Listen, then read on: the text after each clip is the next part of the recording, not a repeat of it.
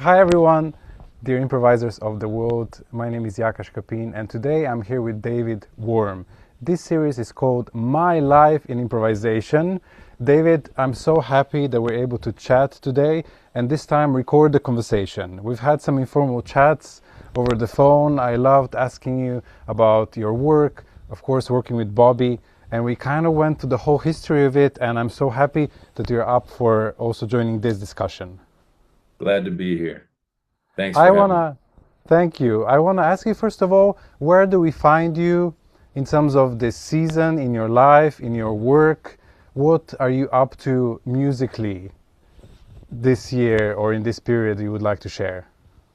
Well, Thursday, we're actually going to do a Holy Thursday celebration of the Eucharist with an Episcopal church in San Francisco. And this is with Motion and Bobby. And it's Bobby's idea. It's kind of his dream to do improvisational church. So we're going to go into this beautiful.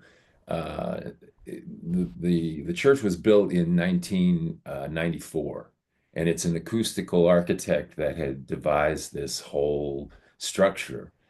The sound in there is incredible. It's St. Gregory's Church in San Francisco. And that's the first thing on the docket from yesterday, which was our usual 5 years now. We've been at the Freight in Berkeley doing improvisation with motion. So it's Bobby's babies since the pandemic, and this is just another iteration of his concept and idea. And it's literally church um, improvised.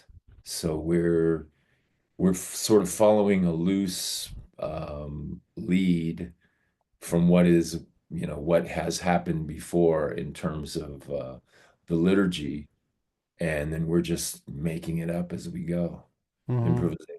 improvising all the music and responsorial psalms and everything.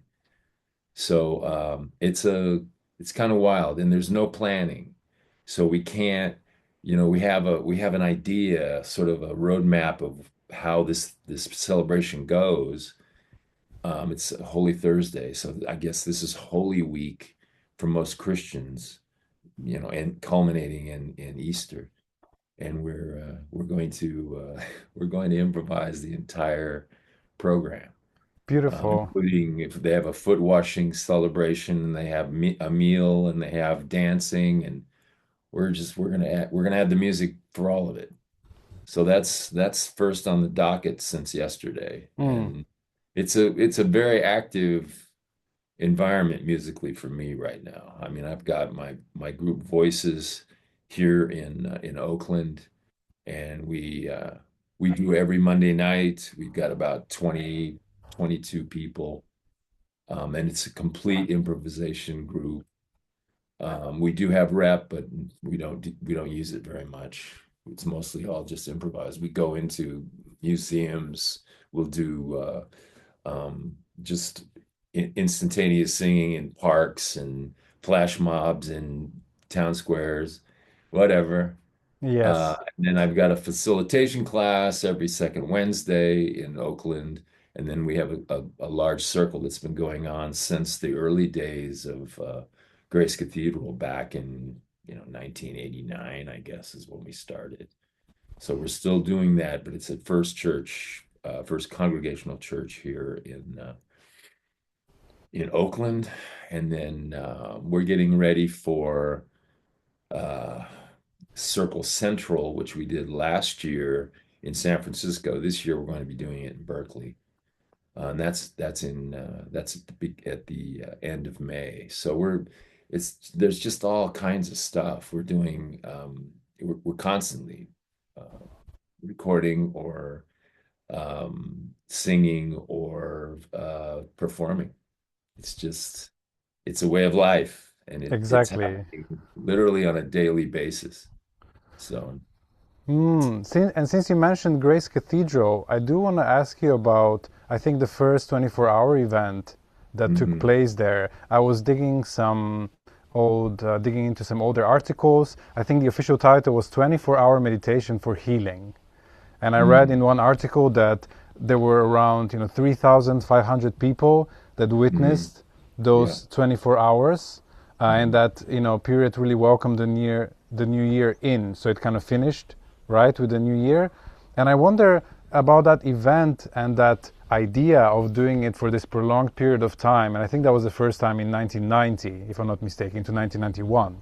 Yeah, What do you yeah. remember of that time and the lead up and how it felt to do it for as long for the first time for you? Yeah,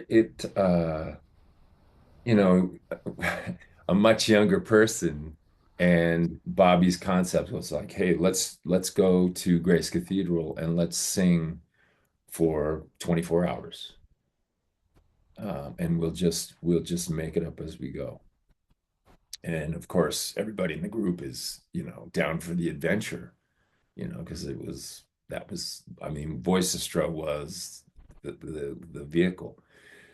So, and Grace was this incredible space, 12-second delay to the back wall. I mean, it's unbelievable the way it sounds in there.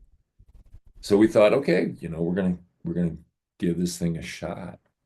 Um, we had already done a lot of improvisational singing, so it just seemed like okay, we could probably pull this off. Um, Bobby's energy was he was a young lion. He was on a wave. Don't worry, be happy had come, and and so he was riding all that notoriety.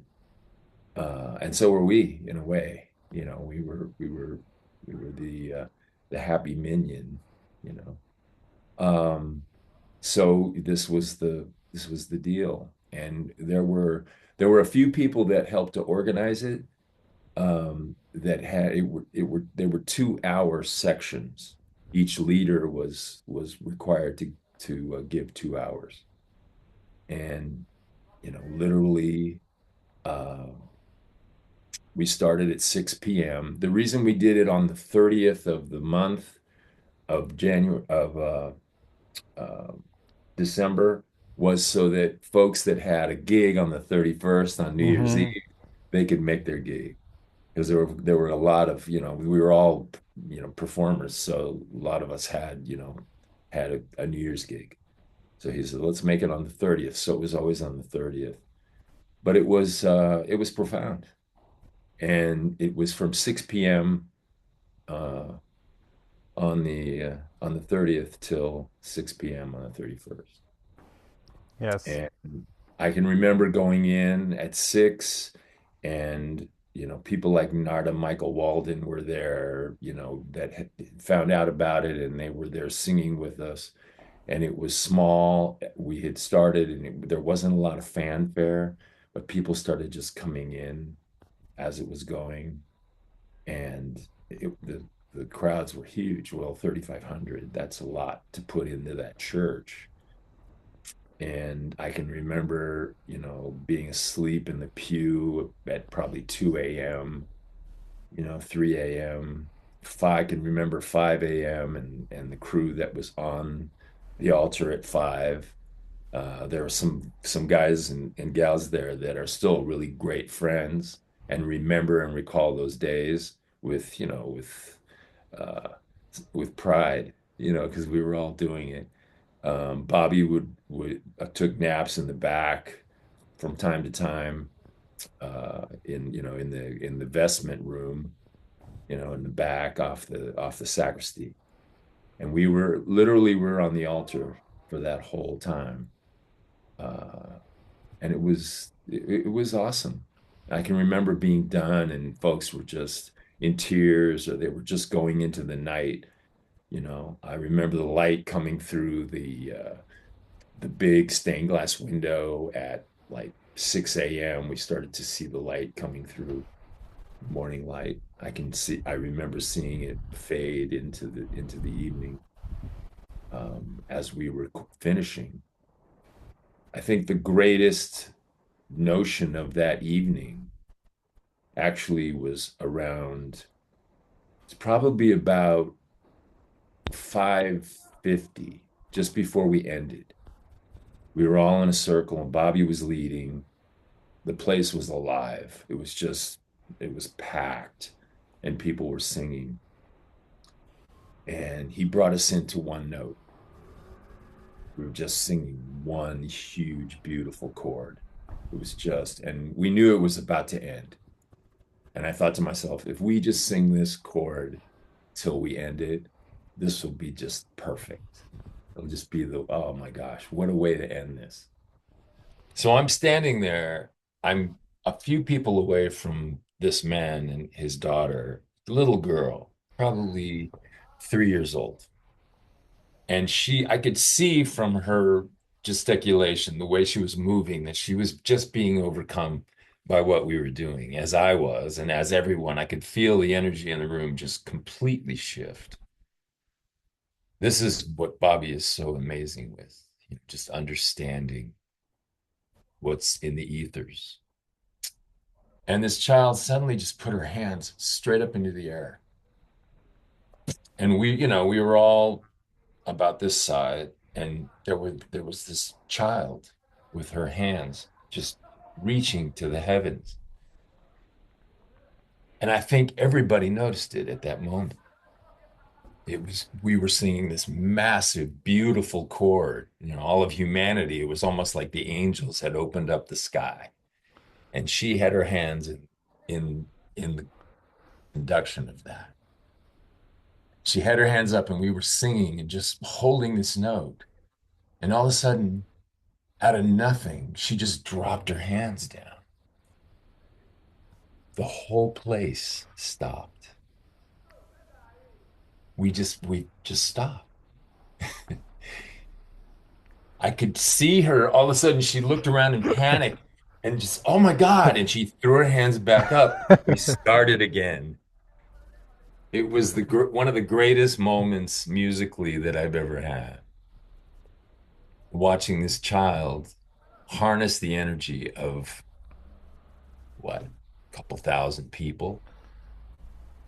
And she realized it and then she brought it back. We were walking away. We sang the rest of the night. It was just a few more minutes and we ended. Beautiful. And Yes. Bobby put his hand on my shoulder and he said, "A child shall lead us." Was all he needed to say. That's it. Yeah. It was And it was amazing. It was mm, amazing.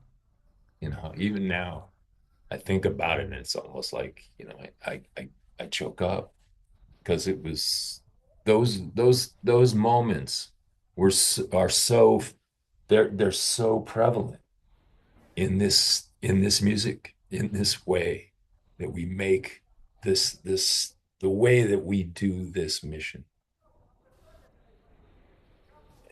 I experience it every week. I'm so fortunate.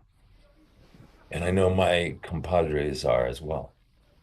They share the same mm, feeling. So yeah. yeah, that was the first one. Thank you for sharing that story. And obviously, you moved rooms, and we are also moving through time with the questions, from Yeah. present day to 1990. And now I Yeah. actually want to ask you about the beginning of Voicestra, Bobby's ensemble. We spoke about the moment in which it became improvisational, how you started with repertoire, and Mhm. then it started being a fully improvised thing. So I wonder Mhm. what you want to share about that time, about how it was to experience that, and what kind of tools did you use to get you improvising as an ensemble? The idea, the group is this new group that Bobby has, or new group. It's 5 years old. It's been around for a minute. It's called Motion. His concept of improvisation is one note followed by another note, followed by another note. It's motion. Seems like a super simple concept, but there is so much, there is so much baggage that's in that phrase. Um, he also uses another phrase, enter empty, exit full. These all sound very philosophical and almost biblical in a way. But when you get down to the essence of all of it, um, those are the tools. Those are probably the only tools you need. Now, I may sound like a simpleton talking like that, but that includes all of the musical acumen that you have, all of the abilities, all of the life experiences, all of the things that have shaped you as a human in the world, all come to the fore when you're creating in the moment, when you're truly creating in the moment and being completely bare and looking at possibility. He came to the idea, I mean, we literally were walking out of having sung rep at Symphony Hall in Boston with Arthur Fiedler and John Williams. This was they were the conductors that day. And Voicestra had been together for, I don't know, probably about 6 months at that time. The Voicestra process was we were his orchestra of voices. We were Bobby's orchestra of voices to accomplish the musics that he had composed. Um, so we were singing rep. We were singing composed music, and we were taught that. We came together as a group. We were very different singers, all of us with very different backgrounds. It wasn't a homogeneous blend. In fact, it was it was a struggle many times just to get sort of on the same page musically. But we were the ragtag crew that he decided were important for his idea and concept.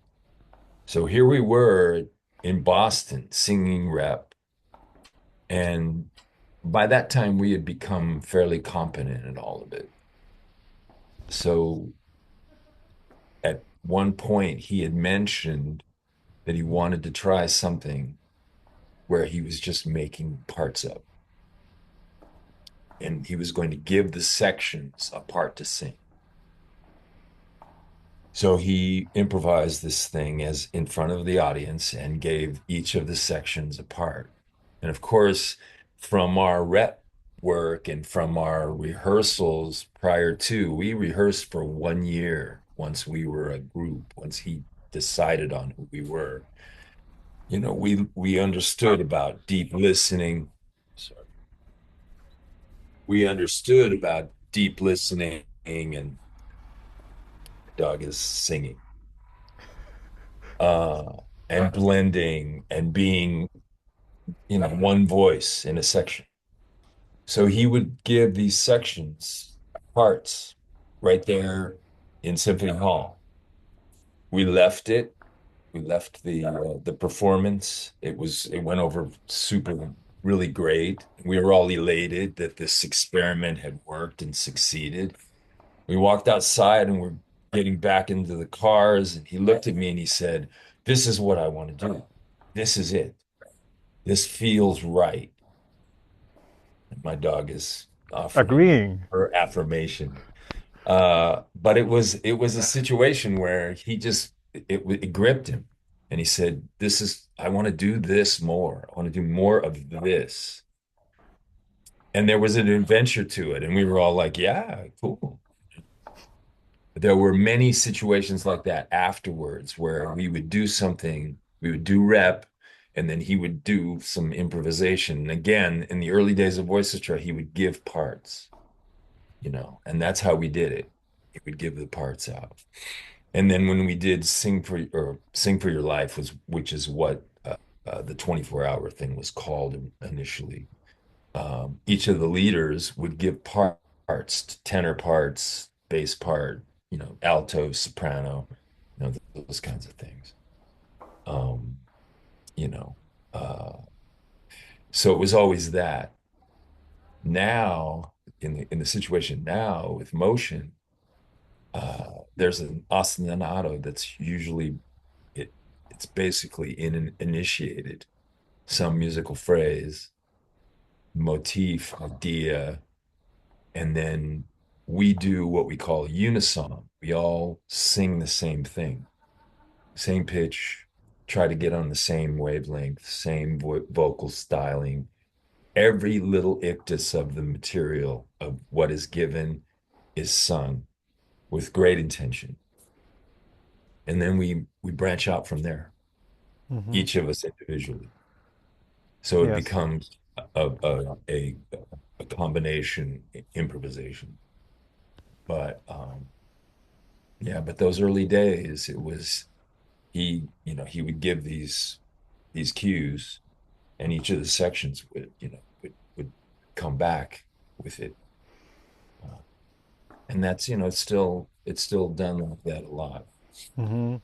So Yeah, I mean, you definitely kept the mysterious allure of the early days, right? Not sharing too much about the specifics, because I know you said before that you did things like tetrachords, a lot of very technical yeah, things, and I know that's not necessarily what matters in the grand scheme, but there was a lot yeah, of very detailed work, right, that you were yeah, doing as an ensemble in order to be able to execute that yeah. He would, vision I mean, musically. yeah, that first year, and I don't mean to be mysterious, No, of but that course. first that first year was like being in grad school. It was everything you knew about music, and then figure this one out. Sing on this, as he used to laugh and say, and we all kind of do that as well. And yes, there were exercises. He would bring in charts that he had written, say, even the night before. Some were very complicated. Some were Copeland-esque in nature. Some were just blending exercises. He would make us sing fifths, fourths in circle, tenths. You're doing things, all these exercises, games, where he was trying to get not only the musical acumen of everybody and get everybody on the same page musically, get this crazy array of voices to sound like what he was looking for. Hmm. But also just establishing a community that was, very, very diverse and inclusive. It was kind of an amazing group of people, kind of like the Rainbow Coalition, if you will, you know, and it worked. It worked in every inception. The first one, that crew was all, not all of them were local people. A lot of them came here after the auditions, but uh, even the second wave, which was more New York based, more European, that was um, it was always an exercise in creating community, and it happens because you're on the springboard every night. You're on an adventure that you don't know is going to work. He used to say it all the time. It's 90% of the time it doesn't work. I never experienced 90%. I always maybe 30%. But then, his standard is quite higher than mine sometimes. Hmm.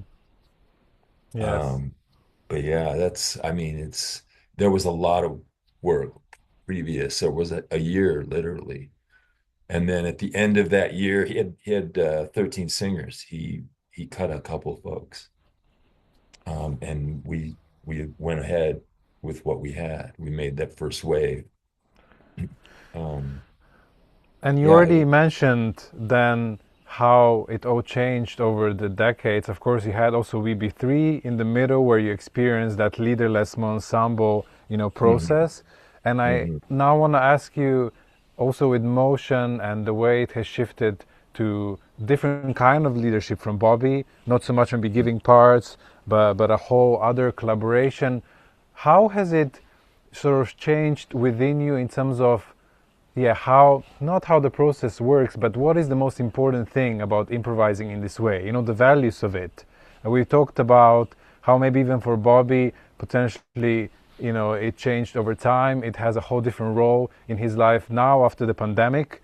Also, your relationship has changed. Motion must be a different kind of ensemble in terms of how it feels as a group, you know, to Voicestra. How do Hmm. you, you know, feel this development up until now with where you are and still singing weekly? Uh, the Weeby Three was just we were we were mad, impetuous singers. We were great friends. I mean, Rhiannon, Joey, and I are just we're all joined at the hip. Um, and the adventures that we had in Europe were like no other. We were all over the place, and it was truly a beautiful time. Just absolutely. Uh, there was a deepness in knowing one another, in understanding uh, the nuance. And I think this is carried over for years and years. I mean, it was we did Weeby Three, but then prior to that, Bobby, myself, Rhiannon, and Kirsten Falk did 2 years as Hard Choral, and that was a wild time. That was Bobby, where he was working at that time with Bang Zoom. He was working with Chick.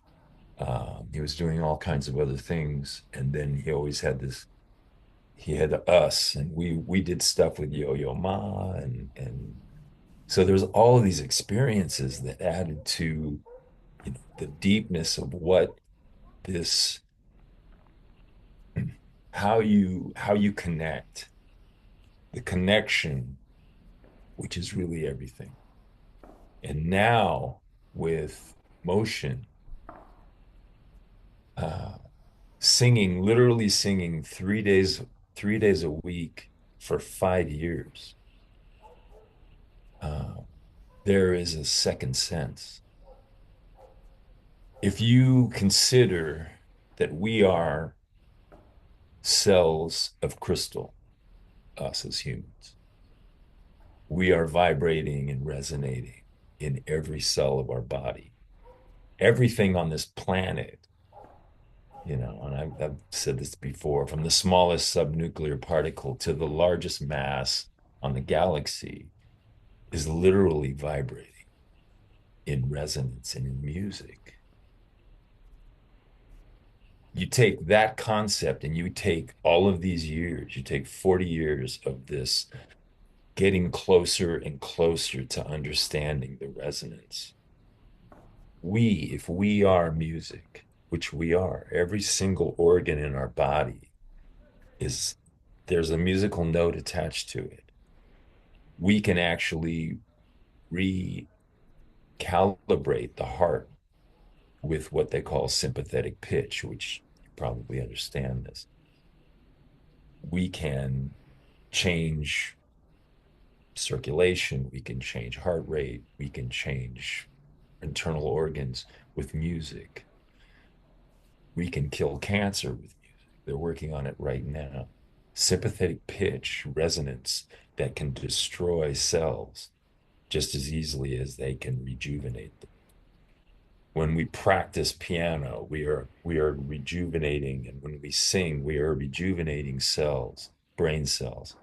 It's there's a connection here that is so deep and scientific, but at the same time, as we're singing and we are in resonance and in concert with each other, it's an amazing thing that happens in improvisation. where you are actually more empathetic. You have greater empathy for those people that you are combining with, that you are performing with, that you are realizing something with in this method, in this resonance that's so connected to you. There's a second sense that happens. And suddenly, how did that happen? Miracles they just make themselves known. I've seen it time and time again. It sounds really sort of poofy and, you know, but I know this uh I know this is shared by other other people that I play with, that I sing with, that I perform with. When you get that combined and you get that um regular in the way that you are as a human being on this planet, uh, there's a wavelength. It's undeniable. Hmm. And that's the greatest thing that I've derived from this whole experience and it's not a mystery. It's real. It's holy. Uh, so I don't know Yes. if I answered the question. No, Kind of of went course, and off a little bit. this wavelength is now also, spreading all across the globe. We're talking within the context of the WELL, a global network. A lot of Mm, people are practicing circle songs, teaching in this way, performing. So I kind mm, of want to guide the conversation towards, yeah, that global community, and maybe the questions that they have around, certain aspects of how to really do it well, and in honor of Bobby, and for the fact that it works for their culture, their authentic voice, their expression. I've asked some friends and some people in the network also about what they would want to ask you. And one of the mm, questions that came back was about this perceived balance between artistry, excellence, and community. Like mhm. how to hold these ideas when the practice is happening in many different countries, continents, without, it's not there, there's no guidebook to circle songs, there's no how to do list, there is no, course, which is, I Right. think, an incredible thing, because it cannot Yeah. be confined to that. But Right. how would you, yeah, maybe speak from your personal point of view in terms of the values of it when it comes to all the way from being accessible to everyone being able to do it, leading it, and what happens when also the artistry of it is elevated? Anything that Mhm. comes up uh, for you in that kind of spectrum of thinking as it's being spread Right. around the globe? Right. Right. Yeah. I think that the initial concept is very ancient. I mean, and I know you know this. We've been doing this kind of singing since humanity started. And it's a natural thing. Our organism is cell-based. So circular notion is always something very the perception, it's always comfortable. Yeah. There's a natural state. And the heartbeat, right? The rhythm of it as well. The groove is always Yeah. present. Right, right. Rhythm is very much a part. Um, of course, if essentially my concept, and I think Bobby shares this as well, is you are enough as a circle song practitioner. What you bring, you meet people where they are, and what you have is enough. What you have to give is enough. I experience this weekly, um, and I don't accept. I accept all comers, but I show folks, look, based on the vocal river concept and things that we taught as we be three, early on, uh, that inspired the book and inspires that basic um, toolkit. if you're coming from that, that helps people kind of get there. Obviously, if there's um, if the musical competency is much greater, and you've got people that are, that have studied and are musician practitioners, teachers, you're going to have a higher level, a much higher level of in some cases. But I have to tell you, I have seen simplicity rule in so many ways, in this concept, because music is such an emotional gift. This There are, you'll listen to a song, and the chord structure or whatever will just grip you, it'll go straight to your heart. I saw it last night. Um, Someone absolutely terrified to stand in a circle of people and create something musically, but she wanted so badly to do that. She succeeded. She succeeded in amazing ways. The circle, in my concept, the circle is support. It's basically your cell, and you're out there, at the whim of nature and inference, and you come with what you have culturally, you come with what you understand from your background, from your living, from your experiences, and you come with it musically, with your voice, and you shape it, and you give it away. And it's supported because the circle is there as a support for that. I don't know, that may sound very simple, but uh, from there are hundreds of variations, thousands of variations. And over the years, we would go into Locarno and see Oscar, every year, which was wonderful. Uh, the the Snaz sisters in Amsterdam, um, Mike Fried and his crews, for Fraua in Germany. I mean, all of these people are folks that are friends. They were like family. We'd go and we'd have these experiences, and we'd create community. And that was really, the bottom line, was that communal creation was just, it was beautiful and heartfelt.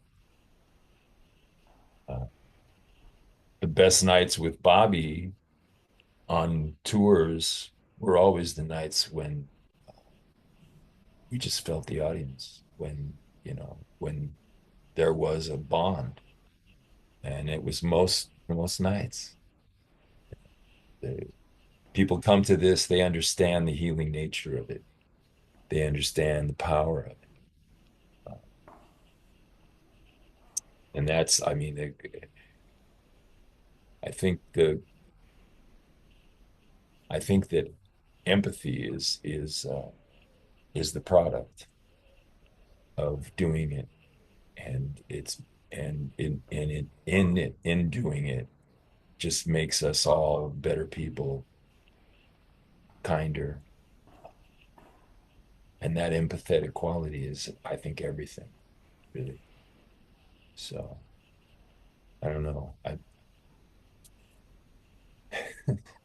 David, thank you so much for your time and the sharing that covered these 4 decades. I think, if you'd like to share anything else towards the global vocal improv community, you can add whatever you would like. But I think this is a wonderful place to end, and I'm sure we're gonna catch up with you again or find other Mhm. ways of sharing, your practice and experience and keeping these important bonds across continents very much so alive and thriving. Yeah, right. Uh, in in in departing, keep it up. This is a beautiful thing.